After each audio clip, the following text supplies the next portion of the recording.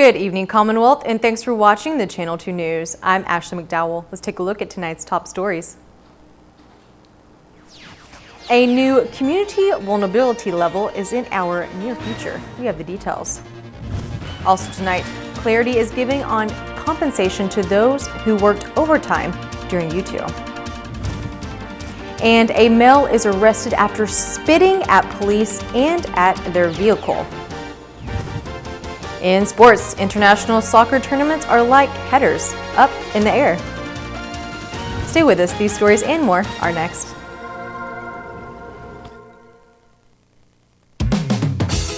Thank you for being here with us. For finding ways to keep things happening. For making things feel a lot better. Thank you. Energize, realize, feels so good just to be alive. Time's a gift, my time is free. I can spend it on you, you can spend it on me. I can say you'll be blown away by the change you see me. And I feel alright, dance all night, put a little flavor in my life. Thank you for staying strong with us. And for us. Thank you for always connecting. For keeping us together. Thank you. Thank you. Thank you. Thank you. Thank you. Thank you for reminding us That despite this distance, We are still better together.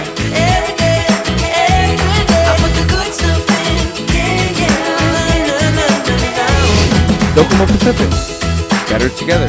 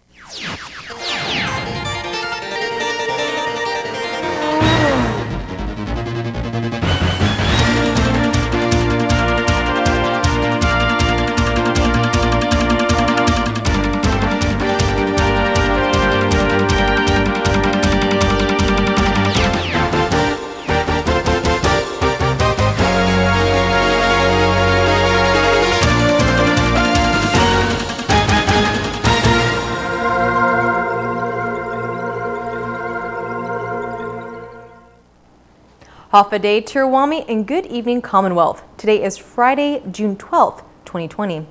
The CNMI is going to a new level on the community-focused economic recovery. Starting Monday of next week, the CNMI is transitioning to a community vulnerability level blue.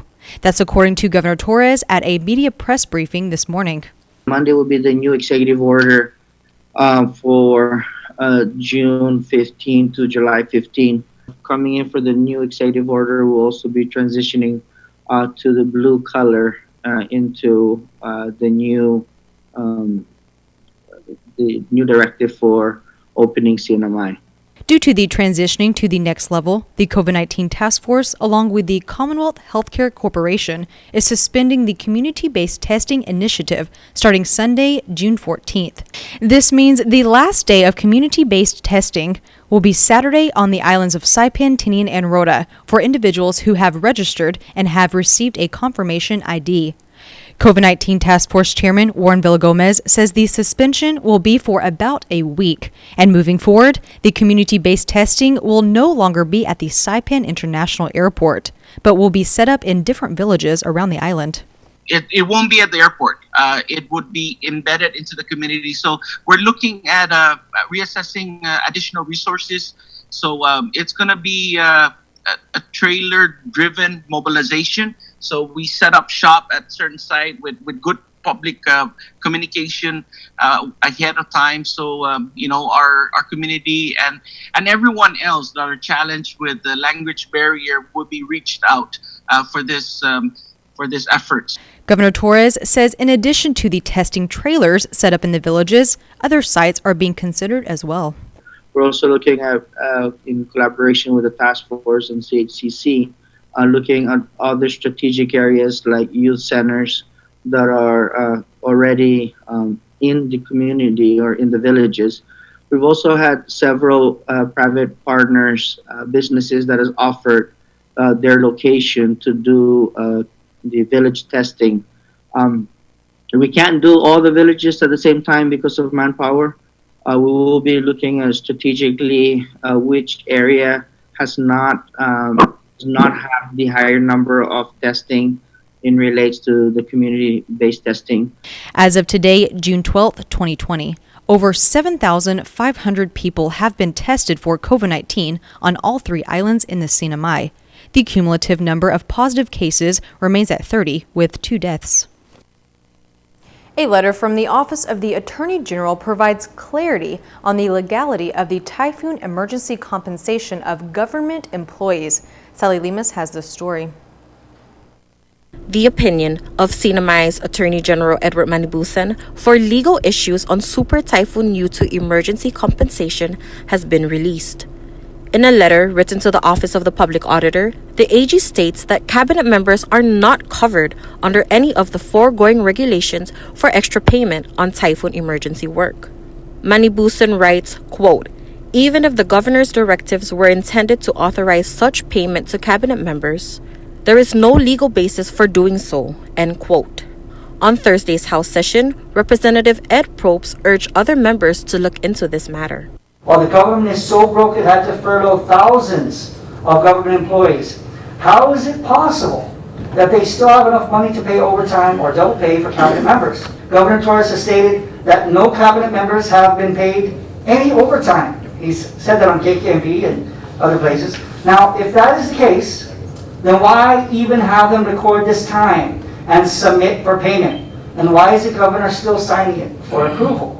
In a separate interview with the governor's press secretary, Kevin Bautista says they are working with the AG's office for additional guidance. The governor's office, after Super Typhoon Yutu, went ahead and actually asked the Attorney General's office for a clarification regarding typhoon pay, overtime pay, and this whole definition of what extraordinary hours actually entails. So we actually went ahead and proactively went after a definition and the guidance from the Attorney General's office for that legal sufficiency.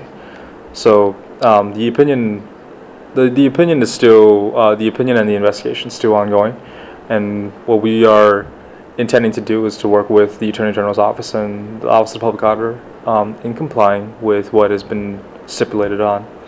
The AG's recommendation in his letter states that his office is prepared to work with the public auditor's staff in reviewing the option of recoupment of any overpayments made to employees based on OPA's review and findings. Reporting for KSPN News, I'm Sally Lemus. Our Sally Lemus also spoke with the House of Representatives who are looking into COVID-19 related contracts and extra payments. The House Special Committee on Federal Assistance and Disaster-Related Funding will be working with the Office of the Attorney General and the Office of the Public Auditor to look into COVID-19 related issues. We requested all contracts related to COVID-19, hires, overtimes, pay, and also the extra hours. So we requested a list of items by the committee. Chairman Ralph Yumo says the committee's task is to make sure everything is in line. So I want to make sure that we're in line because, like I said, if these funds are not reimbursed, then Sinamay government is going to have to come up with the funds to replace this because we're assuming or we're in communication that those contracts will be covered or those overtimes and whatever that's related to COVID. If they feel that it's not reimbursable, then the Sinamay government has to find the funds for it. Speaker BJ Atao speaks on the reason for creating the committee. We don't have to repeat anything that we've done in the past with the Some say mistakes, some say they're not mistakes, but we need to account for every dollar that we spend, especially in these tough times that we're faced economically. Major concerns rose with cabinet members requesting overtime pay during this state of public health emergency. Press Secretary Kevin Bautista says no one has been paid yet. To my knowledge, no cabinet member has been paid COVID-19 pay. What is being paid out right now includes payment to our frontline workers under the governor's COVID-19 task force, which includes the Department of Fire and Emergency Medical Services, Department of Public Safety, and a lot of our law enforcement officers involved in the COVID response. Our CHCC frontline workers who are working under the AOC at CHCC, as well as other auxiliary agencies that have been tasked and designated and reassigned in order to help with the COVID-19 response. Due to the economic shortfall, the government had to let go of more than half of their employees. So one of the things that we've had to do was to reassign individuals for specific tasks, which includes also cabinet members having to work extra beyond their call of duty. Bautista also addresses public concerns regarding furloughs. The priority from the very beginning was very clear. When the CARES Act was enacted in March, our biggest priority was to ensure that folks who have been furloughed and terminated as a result of COVID-19 would be able to be eligible for pandemic unemployment assistance and federal pandemic unemployment compensation. We've made this very clear with the U.S. Department of Labor that we want to get this eligibility set in stone. Secretary Vicky Beneventi and her hardworking team at DOL worked very hard to gain that additional clarification, and we got it. And the positive thing about this is that we now know that government employees who have been furloughed and terminated as a result of COVID-19 will be taken care of under PUA and the FPUC. An individual we've seen in the news quite a bit has been arrested once again. According to the Department of Public Safety, officers were called to Downtown Market in the village of San Jose on Wednesday for a call reporting harassment. The caller stated a male identified as Ryan Pua walked into the store and asked the victim, quote, "What is your race?" Pua then asked, quote, "You like I beat you up?" The victim called 911, where Pua proceeded to the section containing alcohol and asked the victim why beer is so expensive. Pua left the store on foot. Officers spotted the suspect not far from the store, matching the description given. DPS states the suspect was easy to identify from previous cases.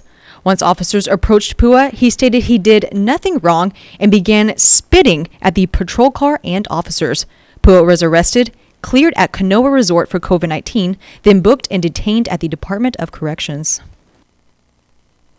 As part of the check-in process, United Airlines is asking all passengers to take a self-health assessment while checking in for a flight.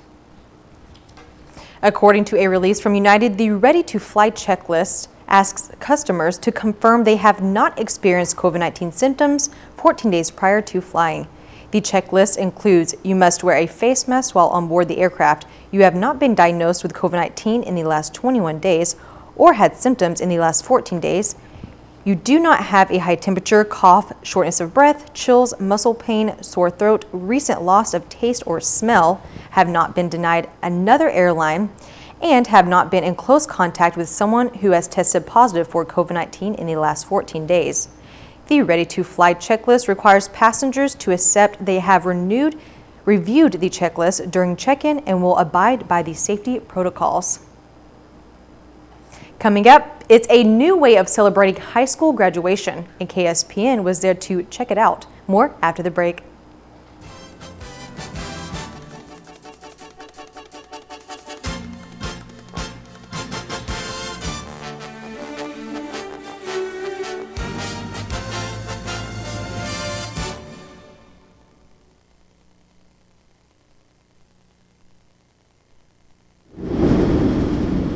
Mom, are you sure? What about the shutters? And do you have your medicine? Don't worry about us, love, okay? You take good care of yourself. I'm in love. Yeah, sorry. The power went out, so I had to light up all the candles. Yeah. Yes, baby, yeah. I'm just glad our home phone's working and we're able to contact you.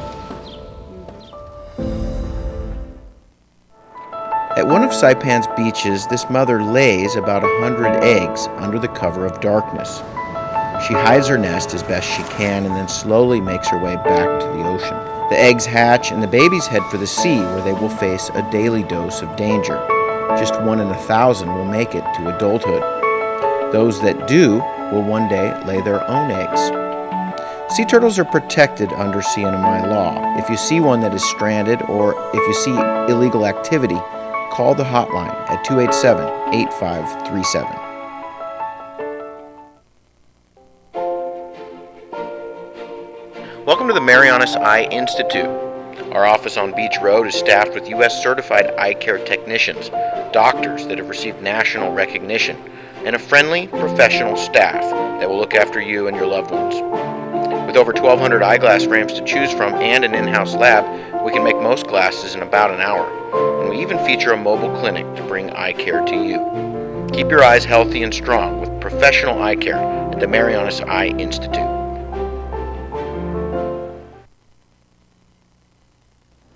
Welcome back to the weekend edition of the Channel 2 News. A local favorite has reopened their dining room this week, and while seating is limited, it signals the beginning of a return to at least some normalcy. It's a new normal. We gotta adapt. You can't just come in and sit anywhere you like and sit with 20 people.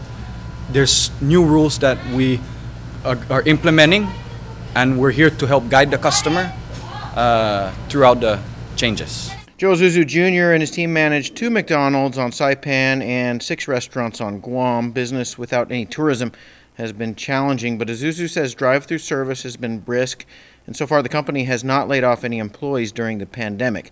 They have been working with the local government on the new procedures. This is new for us on our side, and this is new for the customer. So it's a new experience. We call it the customer journey.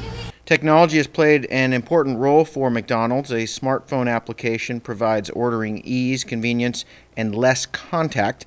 And the company uses something called geofencing. Basically, their system picks up a signal from your smartphone when you get close and tells them to start making your Big Mac.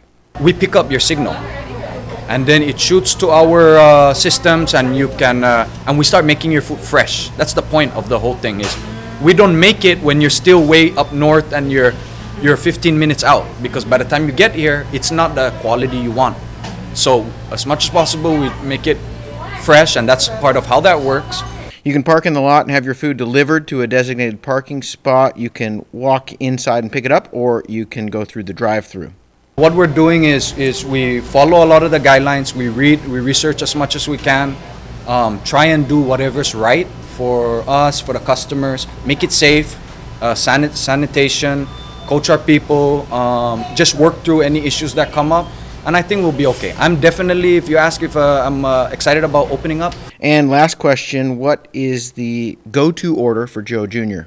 Definitely is the pies. I really love the big pies, like strawberry cream pie. Oh my goodness, that's really good. High school seniors may not have gotten to walk across the stage this year, but they did find their own way to celebrate such an important day. Here's a Sights and Sounds by photojournalist Sunny Alonzo.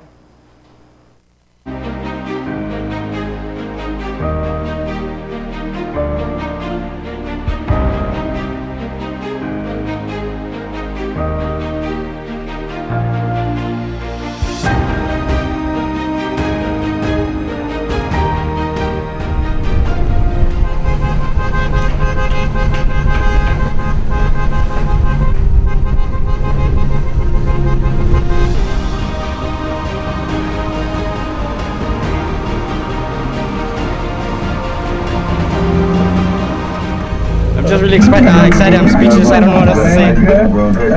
Just happy.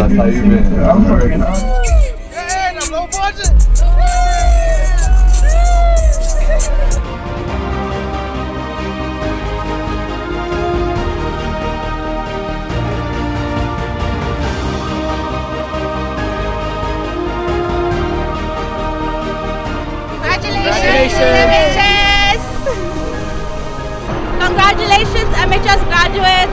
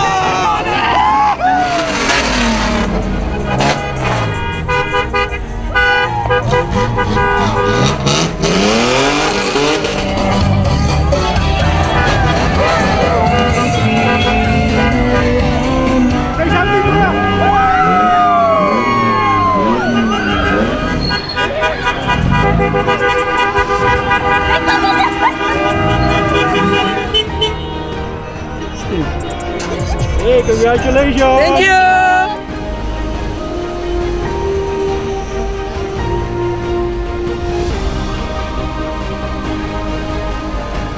Everything felt so fast in 4 years. So for everyone watching that are still in high school, treasure every second that you have. Congrats to the class of 2020. This is a one-of-a-kind graduation despite the pandemic. Enjoy and be safe.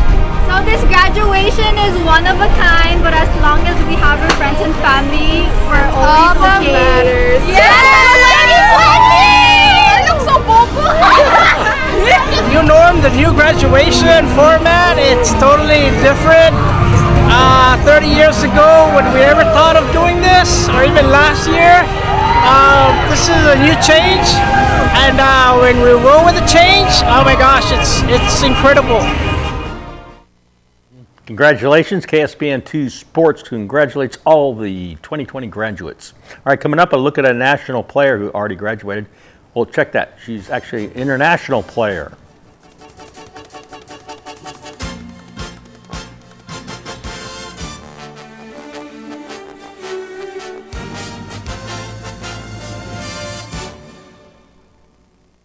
Life gets better. Get on better internet plans with the strongest internet from Docomo Pacific. With whole home Wi-Fi, it's the better way to work, play, and surf at home with the fastest download and upload speeds in the CNMI. Your better internet comes with a free Plume SuperPod for the strongest and safest Wi-Fi coverage throughout your home. Sign up today for as low as $50 a month and get a free smart tablet. Better value for your best connection. Because in everything we do, we are always better together.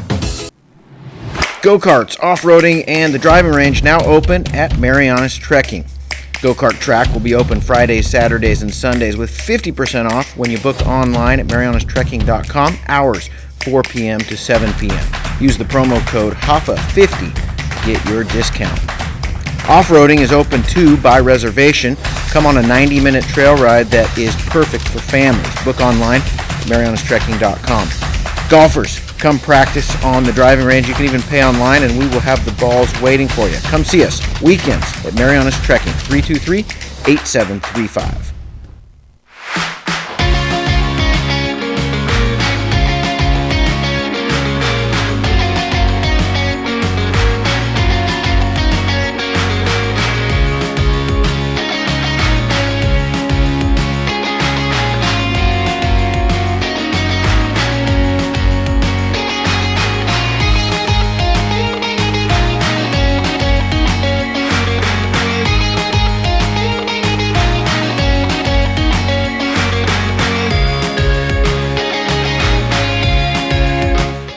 Buenas sports fans.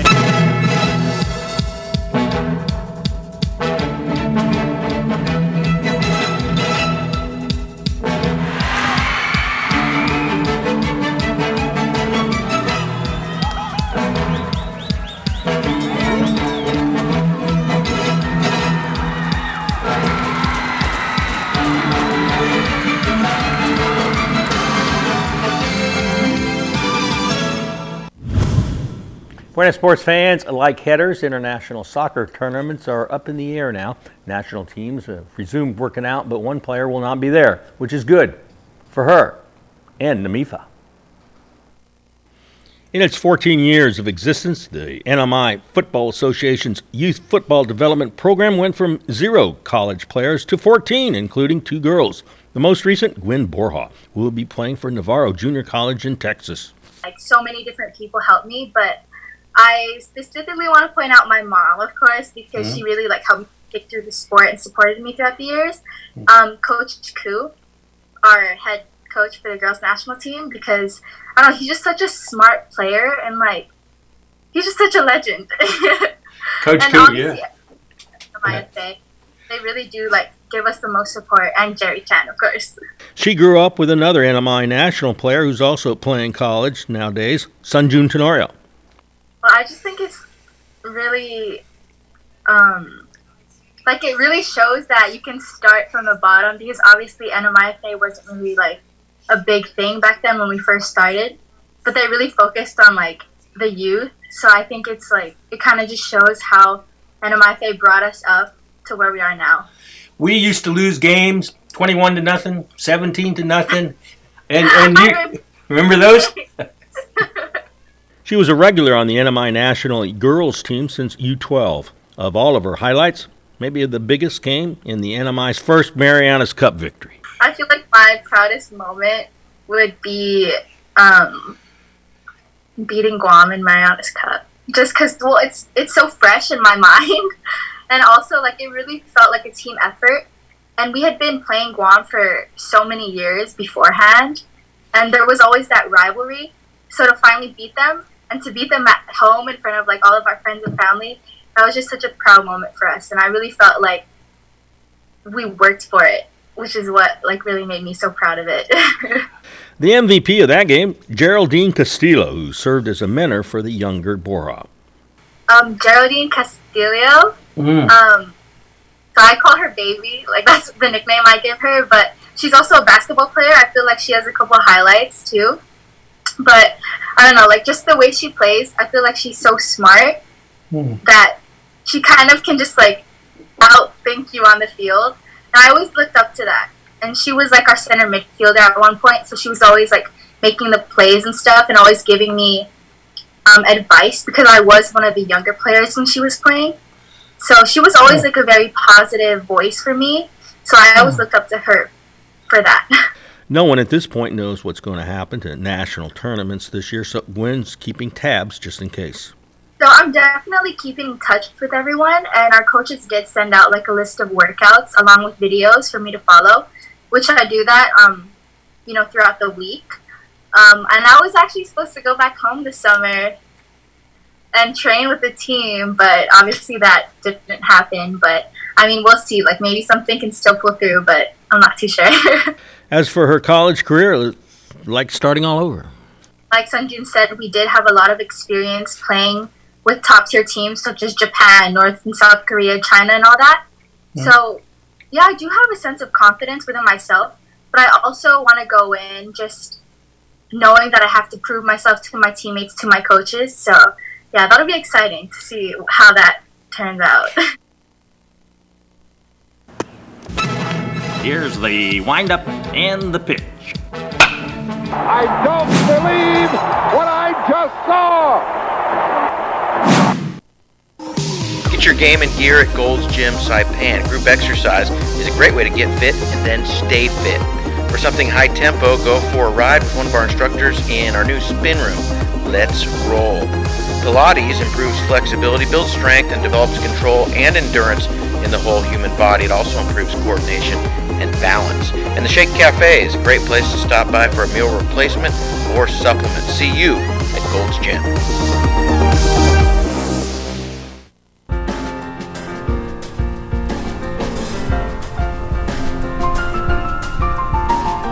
Another scorcher, 91 the high, 81 the low, heat index 99, 61% humidity. Tomorrow, which is Saturday, partly cloudy, isolated showers, east winds light, high 90, low 80, seas moderate, seas sunrise 5:46, a low tide 8:26, high tide at 38 past noon, and then sunset at 6:47. That'll do it for news, sports, and weather. Congratulations to the class of 2020. You made it. Now you got the whole weekend to enjoy it. Enjoy it, and we'll see you back here on Monday night. Thank you.